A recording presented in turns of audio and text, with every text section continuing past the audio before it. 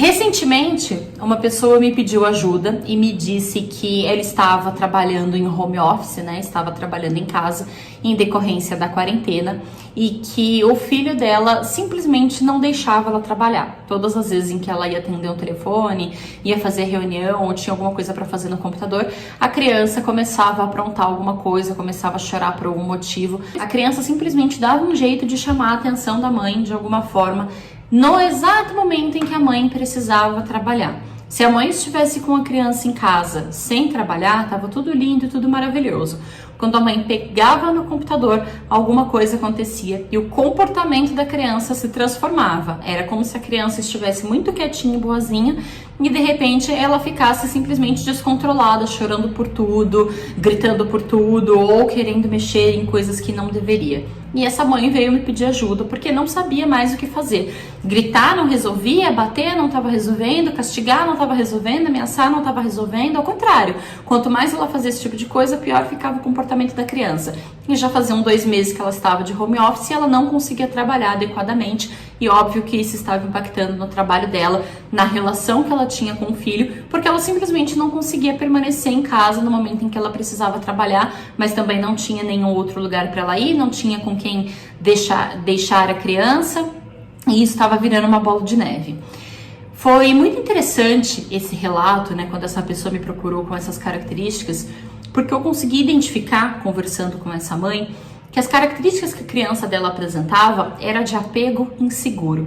A teoria do apego foi desenvolvida pelo John Bowlby. Ele diz que as crianças, elas necessitam ter um apego, ter um elo de confiança com uma determinada pessoa e que esse elo é fundamental para que a criança se entenda como gente e consiga entender o mundo. A criança nasce, não sabe andar, não sabe falar, nem enxerga direito, enfim, ela tá vendo todas as coisas pela primeira vez, experimentando todas as coisas pela primeira vez, e essa criança tem um anfitrião na vida, que geralmente é o pai ou a mãe, tendendo a ser mais a mãe, porque é a mãe que amamenta, a mãe que tende a passar mais tempo com a criança.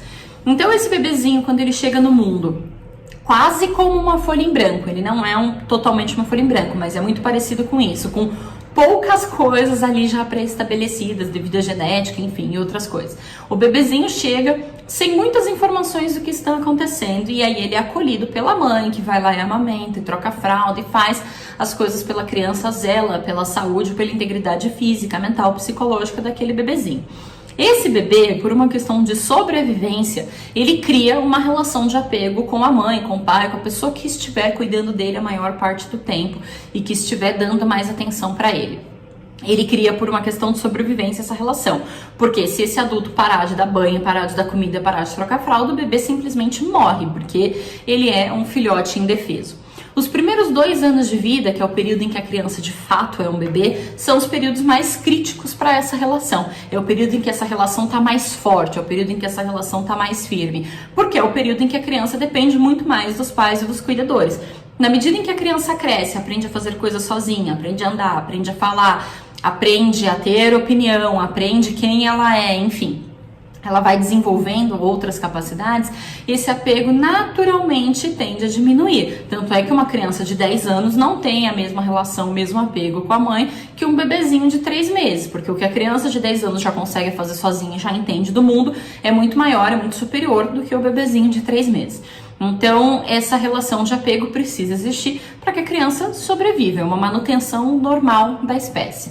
Só que o que acontece? Dentro da primeira infância, né, que são os primeiros 7 anos de vida, essa relação de apego, ela é imprescindível não só para a criança poder comer, trocar e dormir, mas para a criança se desenvolver emocionalmente e psicologicamente. Justamente porque ela é um filhote, ela é indefesa, ela não entende o mundo que está acontecendo em volta dela, ela está descobrindo as coisas, ela está vendo tudo pela primeira vez.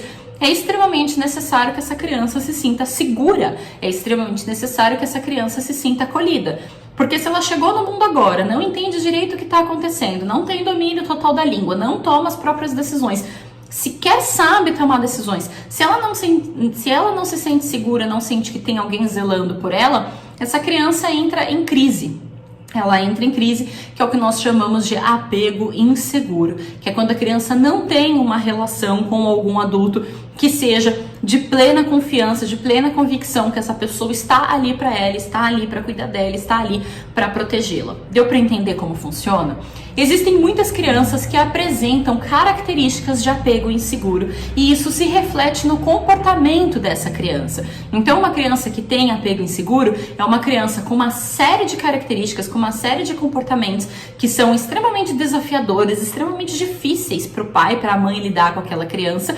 E é difícil para a própria criança em si, porque ela sente um turbilhão de emoções, mas ela não consegue descrever o que ela está sentindo, ela não consegue explicar o que ela está sentindo, ela não entende o que ela está sentindo, mas ela não tem consciência clara disso, de isso é apego inseguro. Não, é um conceito totalmente abstrato para a criança, do qual ela não tem nem ideia que existe. Então ela só sente, mas não sabe como trabalhar aquilo. Porque a criança, ela tem a parte emocional não desenvolvida ainda, né? O cérebro da criança não tá pronto. Então não dá para exigir de uma criança pequena que ela saiba tudo o que tá acontecendo com ela e que ela saiba lidar com tudo o que acontece com ela. E o que acontece? Isso vira um reflexo no comportamento.